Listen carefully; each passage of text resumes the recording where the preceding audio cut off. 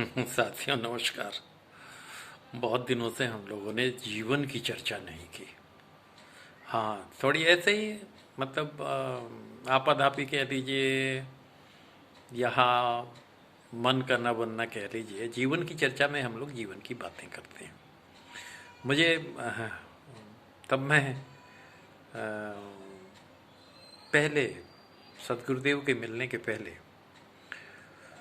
विद्रोही था। किस सेंस में? जैसे कोई टीकाधारी है, लेकिन उसके कर्म जो हैं वो बहुत दूसरे हैं, गला काट वाले हैं। या और कोई वही मुख में राम बगल में छुरी वाले जितने लोग रहते थे। और फिर बाद के दिनों में जब गुरुदेव मिले, फिर दूसरा शुरू हुआ जीवन, दूसरा जीवन शुरू हुआ सदगुरुदेव के मिलने के बाद। हाँ, ये इसी शरीर में नया जीवन है। मैं कहता भी हूँ कि पुनर्जन्म है मेरा, और अतिशयोक्ति नहीं है या बड़बोलापन नहीं है। और इसे जब मैं साझा कर रहा हूँ तो ये बहुत उत्सुकता का विषय है। मेरा ख्याल है कि इस पर सिर्फ बहुत गंभीर ढंग से आनंद स्वरूप वर्मा जी ने अपनी उत्सुकता जाहिर की। बाकी लोग ऐसे ही कि मेंटली कुछ ये वो तमाम चीज़ें। जाकी रही भावना जैसी, हर मूरत में देखी तैसी। और अभी जैसे बहुत अभी बॉलीवुड में हैं तो बहुत एक्टर एक्ट्रेसेस आते हैं, मिलते हैं, सूट पे जाते हैं, तो डेडिकेशन, पैसन और जाने क्या क्या वो अपने उस पर लिखते भी हैं और कहते भी हैं कि हम ऐसे जीते हैं, हमारा बड़ा अंदाज है। चूँकि कहानियों को जीते हुए नायक नायिकाओं को, कलाकारों को देखते हैं वहाँ कैमरे के सामने, उनके सहयोगी बने रहते हैं, तो उन्हें लगता है, या और जो भी लोग हैं जो तथाकथित अपने को सो कॉल्ड स्मार्ट समझते हैं और अलग हट के समझते हैं, पीड़ा होती है जब वो जीवन को बहुत, जीवन की गहराई में नहीं जाना चाहते। वो मतलब छिछला, वो अधजल गगरी छलकत जाए वाली जब बात आती है तो वहाँ पे मेरा एक विद्रोह प्रकट होता है।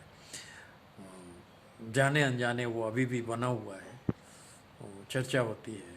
अभी एक दो मोहतरमा हमारे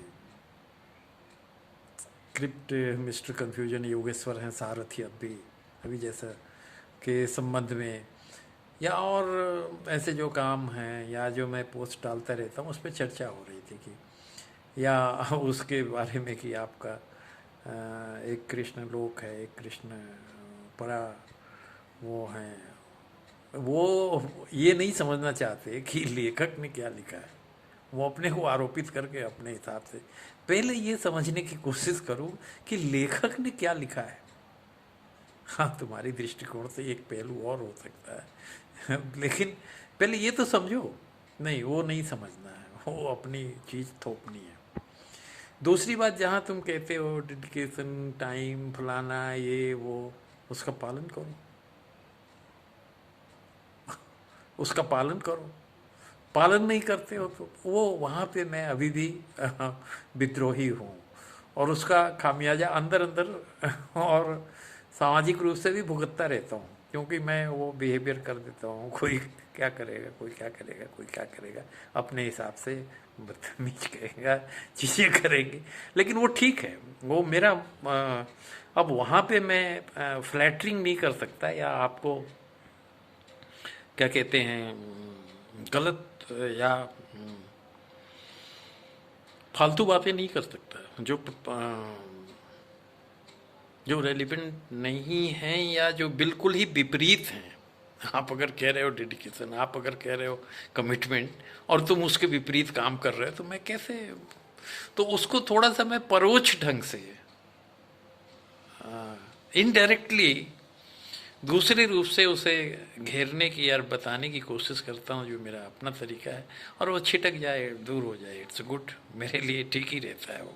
कि कभी तो शायद जीवन में विचार करे कि वो ऐसा क्यों कह रहे थे। ये कुछ अपना, हाँ, अपना यही है, ऐसा ही ढंग है। तो ठीक है, उसमें अंदर से पालक का भाव है, सृजन का भाव है, बाहर से खिलंदड़ा भाव है, लेकिन बाहर से भी वो बातें पिंच करते हुए, बताते हुए है, इनडायरेक्टली।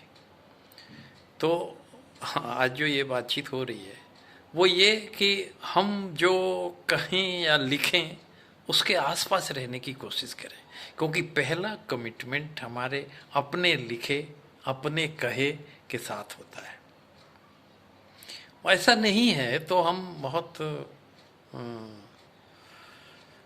अव्यवस्था फैलाने का काम कर रहे हैं, क्योंकि जो सबसे बड़ी ताकत है वो विचार ऊर्जा है, और जो सबसे पहला वायदा निभाना है खुद से निभाना है। अभी दूसरे और साथी और ये तो बहुत दूर की बात है। ठीक है, फिर मिलते हैं अल्प विराम के बाद, जिसे कहते हैं कि ब्रेक के बाद। नमस्कार, शुभकामनाएं अपार।